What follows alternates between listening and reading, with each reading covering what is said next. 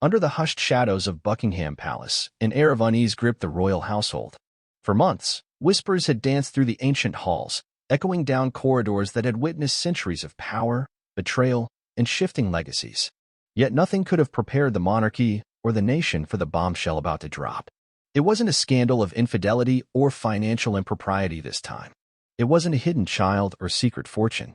No, this was something far deeper, far more jarring. A decision that could alter the very future of the British crown. The king was dying.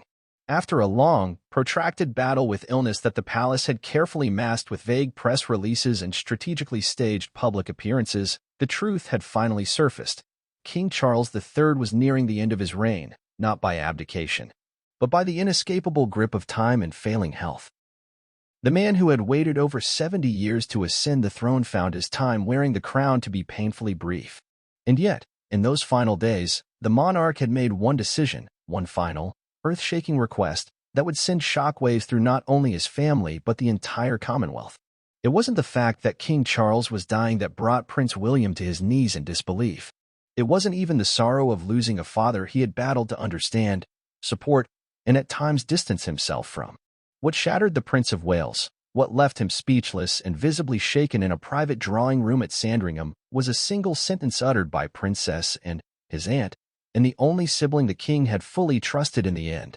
"Charles has asked for me to serve as regent," she said, her voice steady, unwavering, regal in a way that only and could be. He signed the papers. "It's official." The words hung in the air like thick smoke. William didn't speak for a full minute. His mouth moved slightly, trying to find the appropriate response, but none came. Instead, his eyes darted between and the floor, then to the window where the dying light of the afternoon sun filtered through the heavy curtains. His shoulders sagged slightly. He looked as though he had been struck. This wasn't just about protocol.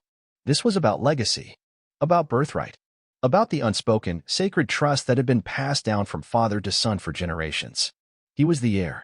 He had done everything the monarchy had asked of him, served, smiled, played the dutiful future king.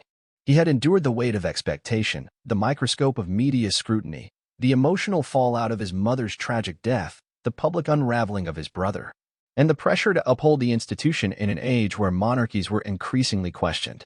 And now, after all of that, his own father had chosen, and in that instant, 1,000 questions must have surged through William's mind. Why? Had he done something to disappoint the king? Was this a reflection of a perceived weakness? A fear that William wasn't ready? Or worse, that he was too compromised by personal conflict, by his own sense of duty, by the ever-looming chaos of his younger brother Harry's public estrangement? And yet, Princess Anne was not acting with malice. She spoke not with triumph, but with quiet resolution. She wasn't stealing the crown. She was safeguarding it, at the king's behest. To understand why this moment unfolded as it did, one must first explore the roots of this complex familial and institutional drama.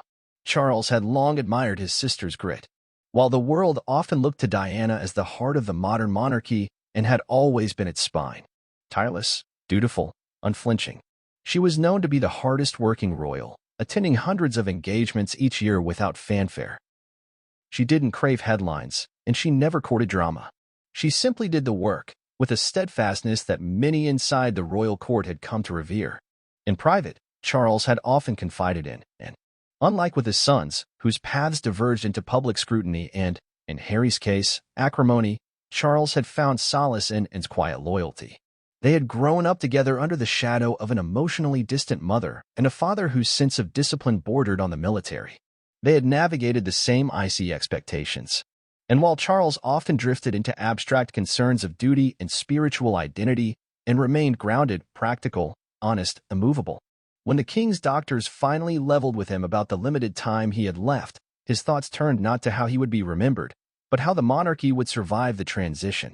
The nation was fractured economically, politically, emotionally. The death of Queen Elizabeth had marked the end of an era of unparalleled stability, and Charles, despite his best efforts, had not achieved the same emotional connection with the public.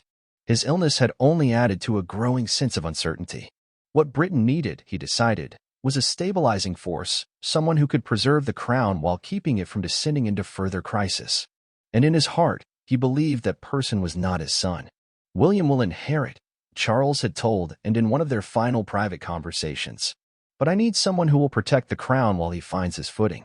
You are the only one I trust not to let sentiment, politics, or personal gain corrupt the duty. You've never failed me, never failed this family. I trust you more than anyone.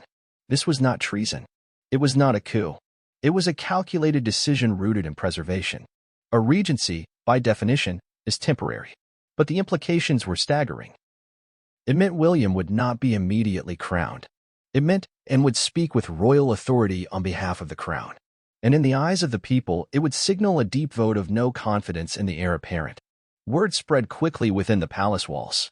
Camilla was said to have been stunned. William's private secretary allegedly demanded clarification within hours. And while official press statements used vague, diplomatic language, citing Charles's unshakable belief in Princess Anne's capacity to provide continuity and dignity in the event of his incapacity, the real story was far more emotionally charged. Behind closed doors, William reportedly confronted and in a moment of raw anguish. Not anger, not fury, but heartbreak. Why didn't he tell me? He asked, and didn't flinch. Because he didn't want to burden you. Because he knew you'd carry it like a weight. The conversation ended with no resolution. William left the room, reportedly pale and silent, walking past members of the royal staff who dared not look him in the eye. Later that evening, he reportedly collapsed in his private quarters, overcome by the emotional toll of the revelation. Palace medics were called. No official statement was released. As the nation prepared itself for the inevitable death of the king, speculation reached a fever pitch. Was this a temporary decision, or the beginning of a longer regency that would sideline William indefinitely? What did it say about the unity of the royal family? And how would the public respond to a woman, albeit a seasoned and respected one, stepping into the regent's role in a time when the very relevance of the monarchy was under question? These were not idle concerns.